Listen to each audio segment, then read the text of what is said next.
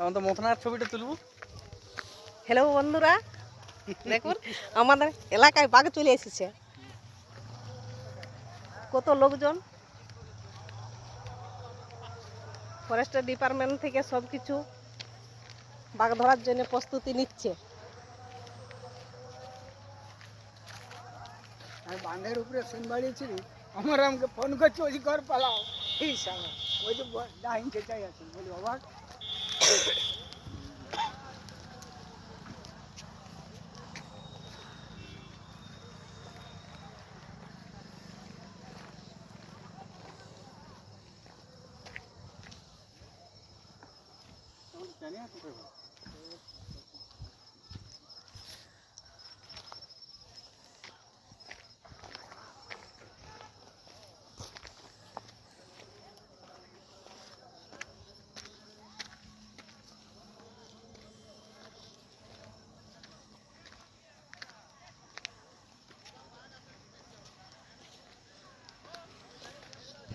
দেখুন বন্ধুরা, বাঘ ধরার জন্য প্রস্তুতি সব কিছু চলছে।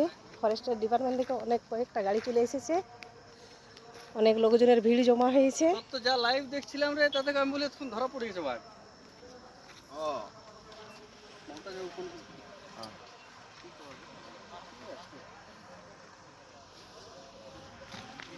নেটটা একটু দেখি, এখানে নেটের ব্যবস্থা করা হয়েছে।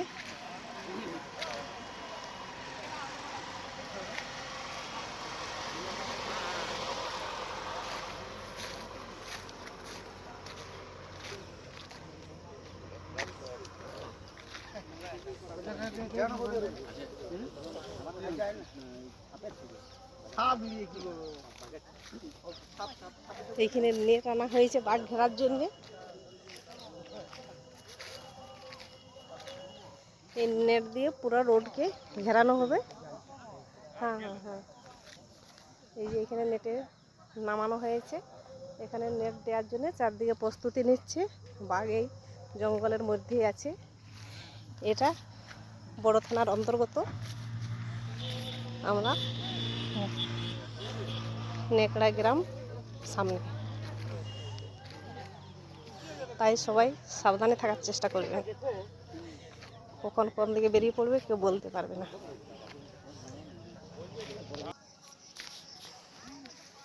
কাকু, এখানে এই যে গর্ত করছে, এখানে কি করা হবে? এগুলো লাইট লাগানো হবে। লাইট লাগানো হবে। আর জঙ্গল বাঘ আছে, তোমরা সাইডে লাইট লাগাই কি করবে? এখানে লাইট লাগা হচ্ছে মানে এইদিকে যাতে না আসে, লাইট দেখে। ও, গ্রামের দিকে যাতে আসে না, তার জন্য। তার জন্য এত ভিড় হচ্ছে না।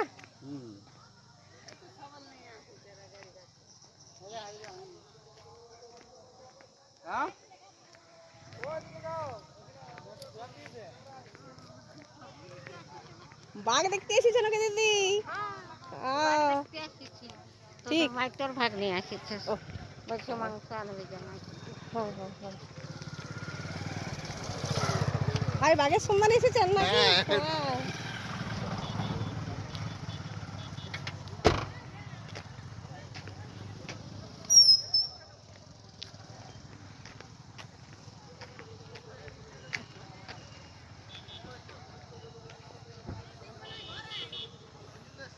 এইখানে জলাশয় আছে, তাই জল খাওয়ার জন্য বাঘ নেমেছিল। তাই সবাই দেখে বলছে এখানে বাঘ এসে গেছে, এখানে না নিরাপত্তা করলে অসুবিধা হতে পারে। এর পাশের বাড়িতে এক জায়গাতে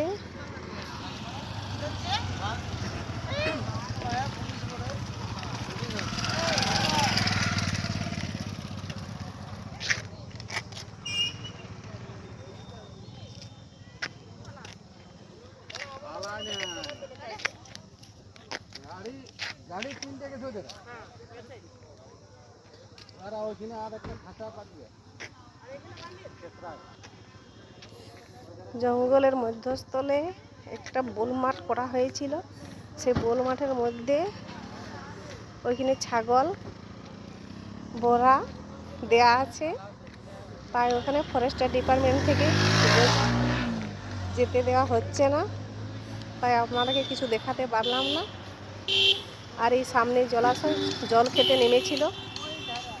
তাই পায়ের ছাপ আছে। আর